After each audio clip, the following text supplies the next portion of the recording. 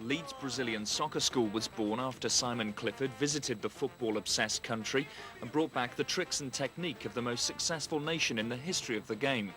I first went out to Brazil in 1997 and could see within a few days of being there that the children there, because they were schooled in this system, moved a little bit better than children here. Their passing, their dribbling was superior. I could see why Brazil had done so well as a footballing nation, and within a few months of bringing that back to this country, we were getting similar results with the children here. And I'd say that within our school in Leeds, which was our first school, the youngest children are only 5-year-old. We go right up to children of 16, and we're starting a programme this year with a college where we could extend the range that we work right up until 18. The children train in 2-year age bands, so the 5-year-olds would train with the 6-year-olds, the 7-year-olds with the 8-year-olds. The youngest would do 6 hours training per week, and we may go up with the older children right up to 12 hours training. We have girls that attend and they mix in with the boys in our groups. In some of our other schools in other parts of the country, they have separate classes for girls where we may get 20, 30 girls of a particular age in a group, and maybe that's something we'd look for in Leeds at a later stage. But at the moment we have the girls of maybe 7, 8, 9 who just join in with the boys groups, and they're just as strong and as good as the boys, and if they get the right training, there's no difference between the sexes in terms of their footballing skills.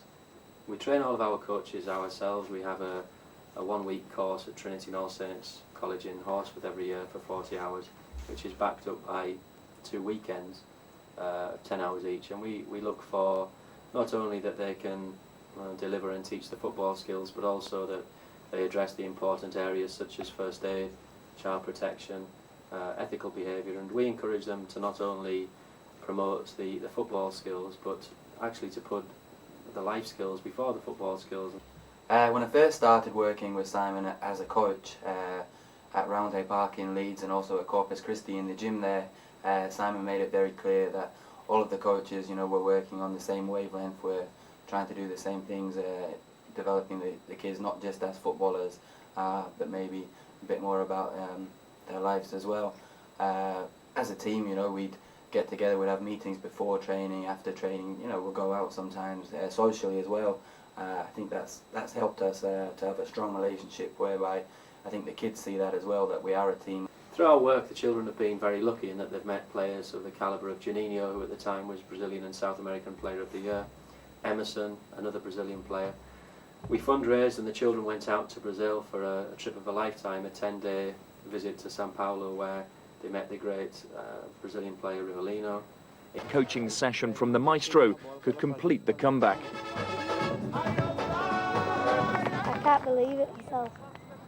I've got my t-shirt signed and his autograph and a couple of pictures of him, so I'm pleased with that. We've had a good day, but now we're going to Sao Paulo Football Club. I believe Sao Paulo is the best club in the world, and it's certainly the best for producing good players.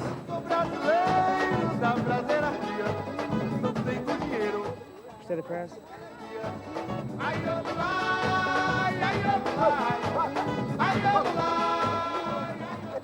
Think. Go. There's a lot of Corinthians fans though to say it's an away match for them though. More than Sao Paulo anyway. I know, and it's home match to Sao Paulo.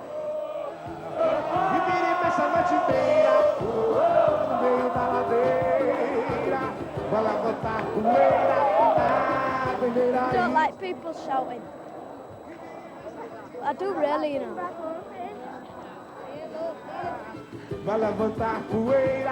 The children obviously came here for the football, but more important for me was the social and cultural experience, and it was that I was really looking for. All the kids were looking for were the autographs of Socrates and his World Cup teammate Serginho. It's amazing, world-class players. we're meeting them just right in front of us now. Going away and meeting fabulous people. You can't go wrong, can you? In England, they were lucky to work last year with the English star Michael Owen on a TV programme that went out on BBC television, and they had great experience working with him because they stayed away for 5-6 days.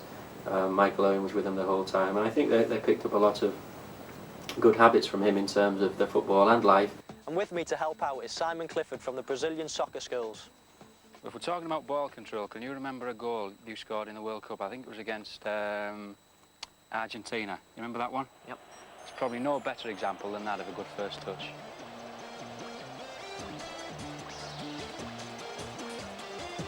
This is Owen, taken in his stride. Chamot trying not to bring him down. It's still Michael Owen. He scored a wonderful goal. Right, first up is controlling the ball on your chest and a volley back to your partner. Off you go, kids.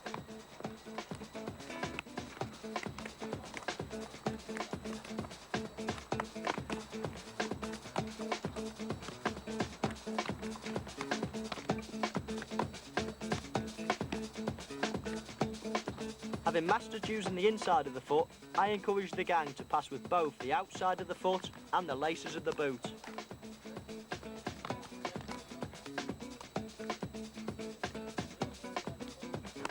Okay, off you go, forward.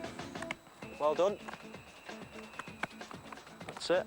Within a group of football players, like within a family, if one person's got a problem or struggling, that's everybody's problem and that they should help that person. I think discipline and dedication through the learning the skills and the results that you can get from the training, that if you express them in a game, or if they did go on to become a big footballer, a famous footballer, that could be something that they could dedicate to God. The changes in Stephen specifically are that he is now a very confident young man. He's achieved an awful lot in the last 3 years because of the soccer school. The skills that they have, Stephen, all his friends, they've got fabulous skills. I've been at this club for 3 years and I've learnt a lot in that time. I've learnt how to run off the ball a lot better and I've learnt many skills I never knew before. And since I joined, I found that my control's improved a lot and my confidence on the ball is much better and I'm a lot better team player than I was, but my dribbling has improved as well. Simon's had a big influence because he's...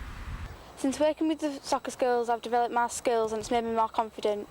Also, having the opportunity to work with Michael Owen, it was exciting and it was a great opportunity because I met lots of different people. Simon Clifford has inspired me and made me a lot more confident with my soccer skills and my schoolwork. And I do believe it's bringing benefits to them. You only have to listen to head teachers and teachers from the schools in which the children that attend in Leeds, the schools where they have their education. Simon Clifford has to be tremendously admired. He's taken a basic philosophy of sport and especially football, and he's taken that philosophy and brought it to the forefront in Leeds and is now developing it throughout the country. What impresses me most about the School of Football is the emphasis on skill, self-discipline and fitness level, but he also gives them a moral standing.